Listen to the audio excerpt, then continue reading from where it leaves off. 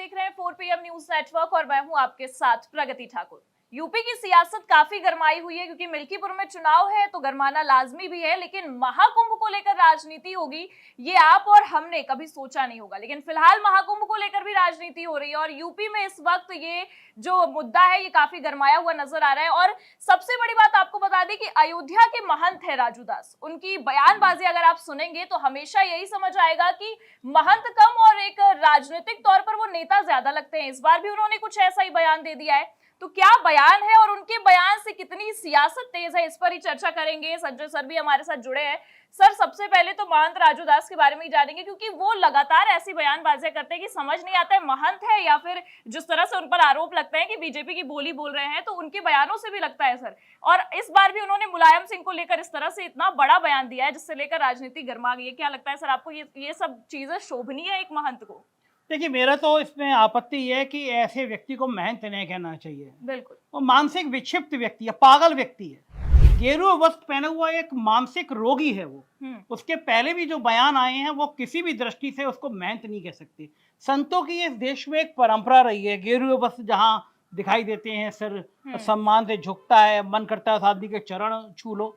लेकिन इतना घिनौना आदमी, गेरुआ वस्त्र पहने हुए इतना घिनौना आदमी जिसकी मानसिकता इतनी विकृत मानसिकता है, जो उसने मुलायम सिंह के लिए कहा, स्वर्गीय मुलायम सिंह के लिए कहा, वो किसी भी रूप में स्वीकार नहीं है। और उसके बाद ये भक्त और भक्तनी जो हैं उस पर टिप्पणी कर रहे हैं, इनको किसने देश का सबसे बड़ा सम्मान मुलायम सिंह को दिया?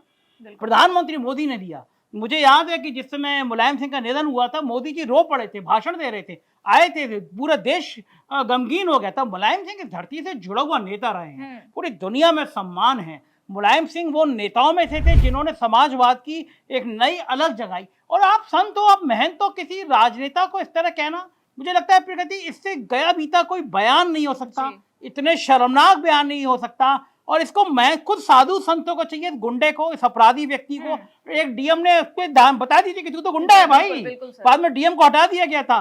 लेकिन ऐसे गुंडे व्यक्ति को संत समाज को खुद बायकॉट कर देना चाहिए, कह देना चाहिए कि तुम गेरुआ वस्त्र में अगर गुंडे हो तो गुंडे की परिभाषा में रहो, महंत तो तुम नहीं हो सकती। और सर उनके नाम के आगे महंत भी लगता है, मतलब आप सोच सकते हैं एक तो उनकी बयानबाजियां देख के लगता है कि आप एक तो राजनीतिक षड्यंत्र रच रहे हैं क्योंकि चुनावी माहौल चल रहा है और आप इस तरह की बयानबाजियां कर रहे हैं एक उन नेता के लिए जो इस वक्त यहाँ नहीं है, लेकिन उनके द्वारा जो किए गए कार्य हैं उसे आज भी सराहा जाता है, आप उसके लिए इस तरह की बयानबाजियां कर रहे हैं। लेकिन सर उनको छत्र छाया मिली हुई है, ऐसा तो इल्जामात भी लग रहे हैं। और अखिलेश यादव ने तो उस जो उन्होंने ट्वीट किया, हालांकि उन्हें ट्वीट डिलीट करना पड़ा है, पर उस ट्वीट को लेकर तो अखिलेश यादव ने कह दिया कि जैसी संगत वैसी बाड़ी।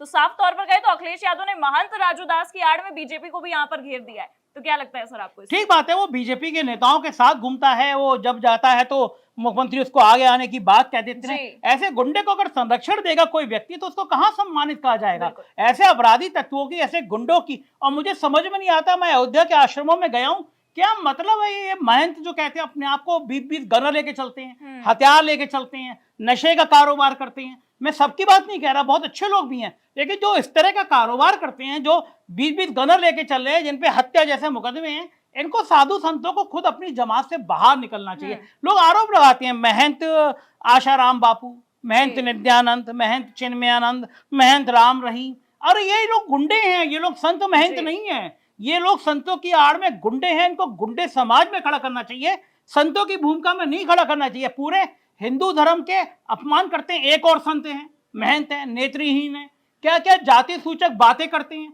हत्या करने की बात करते हैं, जीव काटने की बात करते हैं, इतने घिनौने बयान देते हैं। ये लोग कोई ऐसे लोग हैं जिनका सम्मान करें? इनको समाज से धिक्कारना चाहिए, समाज को बाहर करना चाहिए। इन गुंडों की जगह समाज में नहीं है। इनको महंत कहना, इनको साधु संत कहना समाज का अपमान है। ये किसी भी कीमत में हिंदू धर्म का चेहरा नहीं हो सकते, ये नफरती बीज हैं।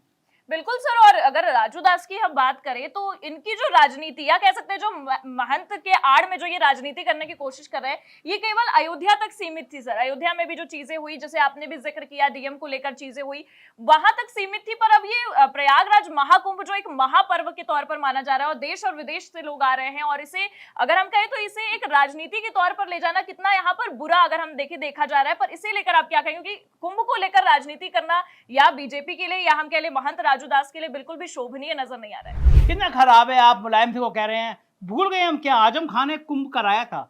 आजम खां के फोटो सबने देखे थे कि वो गंगा जल हाथ में लेके गंगा के लिए किस तरह चप्पल उठा के गंगा का नमन कर रहे हैं। हार्वर्ड ने अवार्ड दिया था, वो कुंभ ऐतिहासिक कुंभ था। कुंभ का क्या मतलब है किसी राजनीति से? क्या अखिलेश यादव मुलायम सिंह कुंभ में जाते नहीं थे? मुलायम सिंह की तस्वीर वायरल हो रही है। मुलायम सिंह से ज्यादा धार्मिक व्यक्ति कौन था? अखाड़े में दांव लगाते थे, बजरंगबली की पूजा करते थे।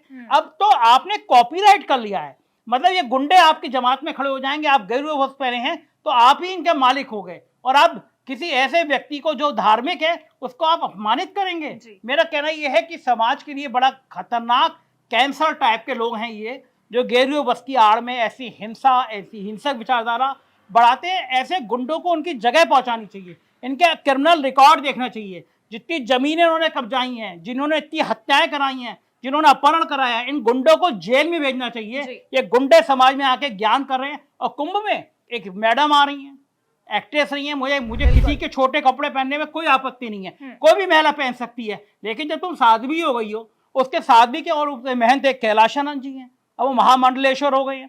कभी वो कंगना राउंड के संग हेलीकॉप्टर में घूमते थे, कल परसों में फेसबुक पे उनका होली मनाते हुए एक फोटो वायरल हो रहा है। मैं भी कैलाशानंद जी के बड़े संपर्क में रहा, किसी टाइम में मुझे ही बड़े अच्छे लगते थे। लेकिन जब मैंने कारनामे देखे, मुझे बड़ा आपत्ति है। ये महंत लोग जाते हैं कुंभ में, बड़े सम्मान से दुनिया भर से लोग आते हैं इनके लिए, इनके अपने आचरण अच्छे होने चाहिए। अब उन्हीं को आपत्ति हो रही है कि महंत जी उस मैडम को लेकर रथ में क्यों चले गए। इस तरह के लोगों को एक गर्मा जो कुंभ की है ना, उसको ये साधु संत खुद खराब कर रहे हैं। इतने इतने योग्य साधु संत, ऐसे ऐसे महात्मा है, नाग हैं, उन सबकी छवि ऐसे चंद गुंडों की वजह से, राजू दास जैसे गुंडों की वजह से खराब हो रही है। सरकार को चाहिए इन गुंडों को खुद ही कुंभ से खदेड़ दें। इन गुंडों की कोई जगह कुंभ में नहीं होनी चाहिए।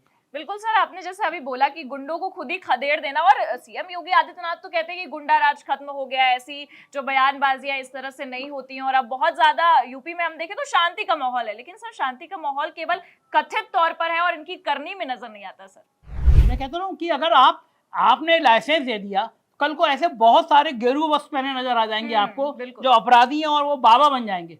क्योंकि बाबा बनने के बाद धंधा बड़ा चोखा है, जमीनों पे कब्जा करिए। हरिद्वार में मैं जिन संतन की बात कर रहा था, इन पे भी जमीनों पे बड़े कब्जे के आरोप लगे। तो आप गेरुआ वस्त्र की आड़ में अगर बाकी धंधे करेंगे तो ये बड़ा खराब है ना, और उन लोगों के लिए, बेचारों के लिए और खराब है। दूर दराज से आते हैं। मेरा अमेरिका में दोस्त है, वो मुझसे कह रहा था मैं कुंभ में आना चाहता हूँ। मैं क्या कहूँ उससे कि राजू दास जैसे गुंडे वहां पे मौजूद होते हैं, ऐसे संत खड़े होते हैं जो एक मॉडल को अपने रथ पे बैठा के ले जा रहे हैं स्नान कराने के लिए। ये छवि बची है। तो कुंभ का एक आधार्मिक जो आस्था का केंद्र था, इन गुंडों ने बड़ा खंडित किया है, बड़ा अपमानित किया है। हिंदू धर्म की गरिमा बचाने के लिए जो शंकराचार्य है, उनको सामने आना चाहिए।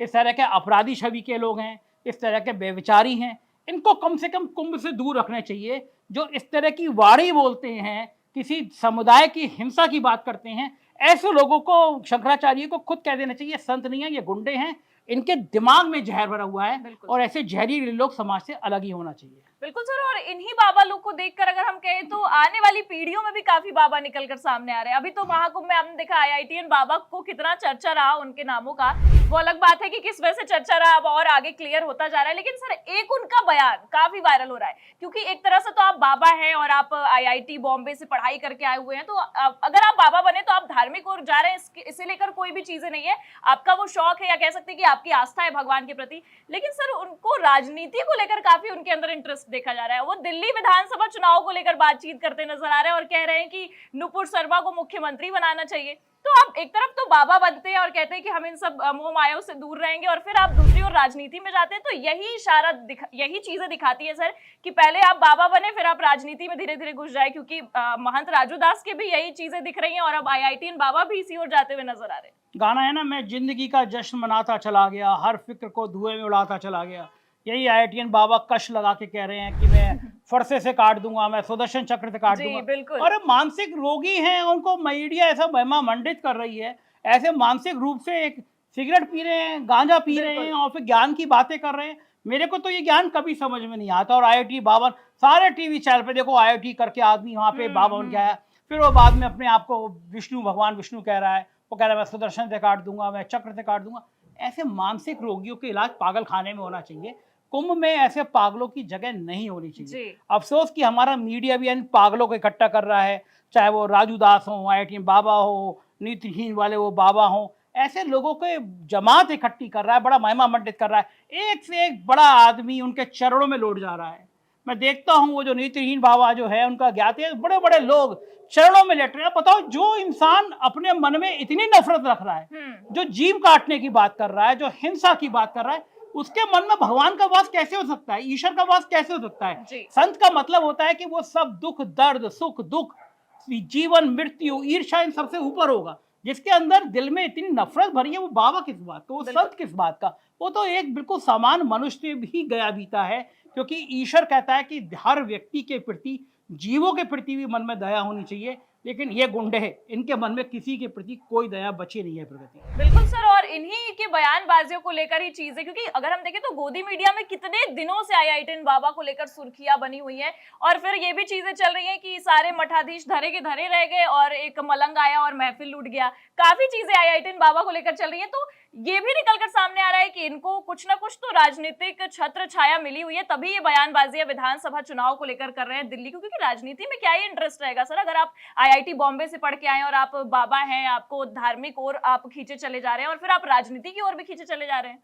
असल में है क्या कि लोगों को यह नजर आता है कि बाबा बनने से हर चीज की सुविधा मिल जाएगी। बाबाओं का मन पूजा पाठ में कम, राजनीति में ज्यादा लगता है। उनको कुर्सी दिखाई देती है विधायक बनने की, मंत्री बनने की। उनको लगता है कि एक बाबा मुख्यमंत्री बन सकता है तो कम से कम वो मंत्री तो बन सकते हैं। और देश की राजनीति में जिस तरह धर्म की एंट्री हो रही है, जिस तरह धर्म का नाम लिया जा रहा है और समझाया जा रहा है कि धर्म ही एक मूल, अफीम के नशे की तरह धर्म को चटा दिया जा रहा है, जिससे आप बुनियादी मुद्दे पर बात ना करें, आप रोजी रोटी पे बात ना करें, आप आदमी की परेशानी पे बात ना करें, केवल आप धर्म के मुद्दे पे बात करते रहें। तो धर्म का मुद्दा आपके लिए नशे का काम करेगा, नशे का कारोबार करेगा। तो ये जो नशे का एक चलन है, चाहे वो किसी नशे के गांजा सिगरेट अफीम पी के हो, दिमाग में सत्ता का हो, ये अब गेरुए वस्त्र में भी नजर आने लगा है। बाबा अपना काम छोड़ के बाकी धंधे करते हुए मुझे नजर आने लगे हैं। प्रगति तो फिलहाल सर कह सकते हैं कि ये बाबा जो है ये धार्मिक ओर तो खींचे चले जा रहे हैं, लेकिन राजनीतिक ओर भी एक तरह से खींचे चले जा रहे हैं। और जो कहा जाता है कि छत्र छाया मिली हुई है, तो ये छत्र छाया मिली हुई नजर भी आ रही है। और महंत राजू दास के बयानों के बाद जो उन पर एक्शन नहीं लिया जाता है, तब तो और भी चीजें साफ होती हैं। तो फिलहाल हम दर्शक से ही जानना चाहेंगे कि बाबाओं की जो बयानबाजी है और बाबाओं की जो हाल है महाकुंभ में, उसे लेकर आपकी क्या राय है, कॉमेंट करके जरूर बताइए। और हमारी बातचीत कैसी लगी, इस पर भी अपनी राय जरूर दीजिए। और देखते रहिए 4PM न्यूज नेटवर्क। नमस्कार।